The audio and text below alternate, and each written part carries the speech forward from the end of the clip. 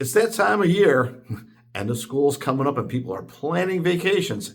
And a lot of people are looking at short-term rental options such as Airbnb. This is Ron Wojciechowski, your host for the Black Hole of Real Estate.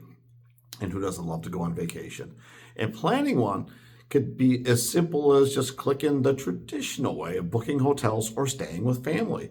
But more and more people are exploring the advantages of short-term rentals through things like Airbnb, VRBO, and all the other outlets where you can obtain a short-term rental and stay in a home rather than a hotel. Now, believe me, for some people, this could be the most terrifying experience because they're just uncomfortable with the idea of staying in somebody else's house, or what if things are wrong, or what if the checklist is really big and then I have to clean up on the way of leaving, home, but leaving and trying to get out the door and having to fulfill everything, or maybe, have some extra charges. Yeah, it's all valid and it's all real. I think what's happened over the years is a lot of the short-term rental owners have realized that if they make it inconvenient to go there and inconvenient to do this massive list on the checkout, they might lose some opportunities. So I believe that they've gotten a lot better with their checklist, a lot better, at least on balance, of having their places ready to go and making an easier way of exiting.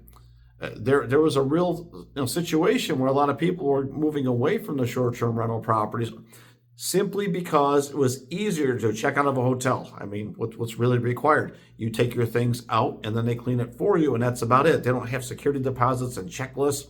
Now, as a courtesy, if you leave the place looking terrible, well, I guess people do that, but most people are pretty good about that.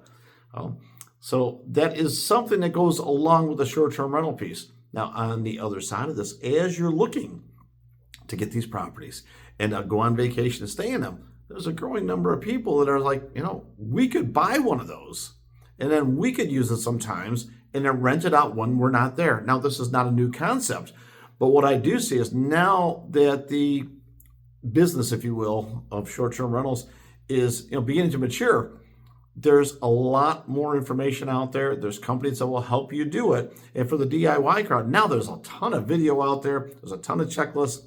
And hey, with AI, a lot of this you can start to do on your own if that's what you want to do. So short-term rental, I will tell you, in Florida, there's a growing number of people that are really excited about it.